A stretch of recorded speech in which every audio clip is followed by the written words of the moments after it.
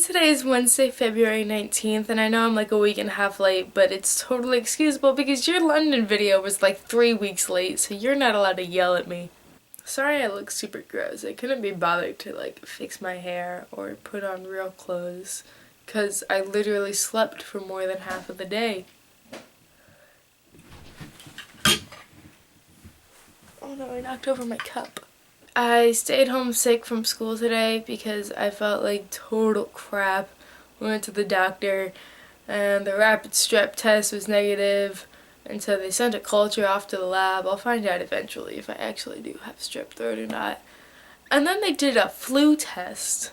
And you know how with a strep test they like stick a cotton swab all the way down your neck and swab your throat? Well, with a rapid flu test, they stick a cotton swab all the way up your nose and swab the top of your nose. And I'm kind of surprised they didn't pull out brain when they pulled out the cotton swab because that thing went really far up. There is this app called Talking Angela, and it's just like an iPhone or an iPad app. And basically it's like a little cat who sits in a Paris cafe, and when you talk to her, she repeats what you said back in like a high-pitched Parisian accent. It's adorable, and you can like pet the cat and poke it and she'll respond based on like where you poke. Like, if you poke her tummy, she'll freak out. If you poke her knee, then it jumps up and like knocks over the table.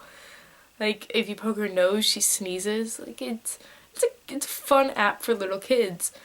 You have the option, if you want, to turn on your front-facing camera on your phone, and she'll respond to your facial expressions.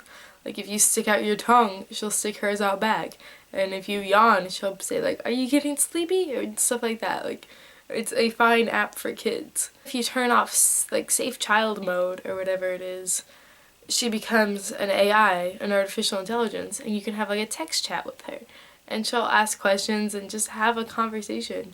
And there were all these horror stories going around today about people or like moms who discovered their small children playing with this and were horrified because Talking Angela is saying like, "Have you had your first kiss yet?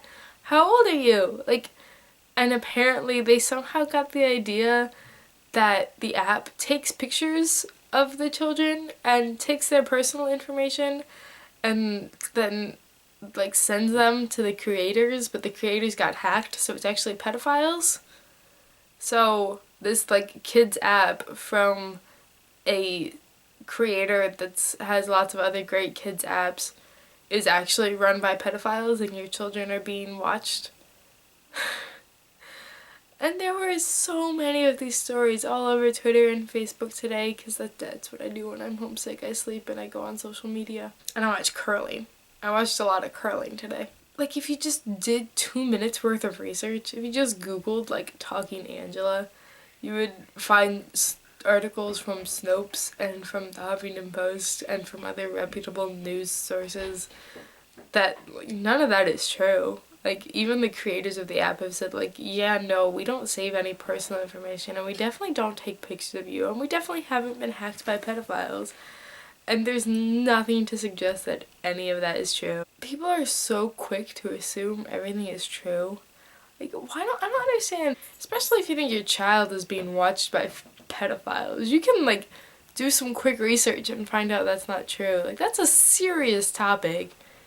And so why do people jump to these assumptions so quickly and then freak out when they have no solid source of information? People will post anything on the internet to get their 5 minutes of fame. In other news, the 30-hour famine is this weekend. For anyone who's watching this who doesn't know what the 30-hour famine is, it's when I stop eating at noon on Friday, and then Friday evening I go to my church and we do service projects and we do stations and lots of fun stuff. And we raise money for like stopping world hunger and stuff, and then we break fast at 6 p.m.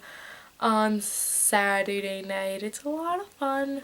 This is actually going to be my last year doing it, which is really sad because I'm a senior now, and so it's my 7th year doing the famine, and it's also my last, and I'm just like, what? Things are coming to an end too quickly. I don't like it. But like the cool thing about the digital age and the internet is now you can sponsor me for the famine, but you don't actually have to know me or like pay me money in person, you can click the link that's in the description and choose to donate money like online, and it'll go to World Vision. And World Vision uses all the money, all the donations they get, like it actually goes to feeding starving children. Alright, I can't think of anything else to say. Katie, I hope you're not sick, because being sick sucks. And I will see you on Sunday or a day whenever you post a video. Bye!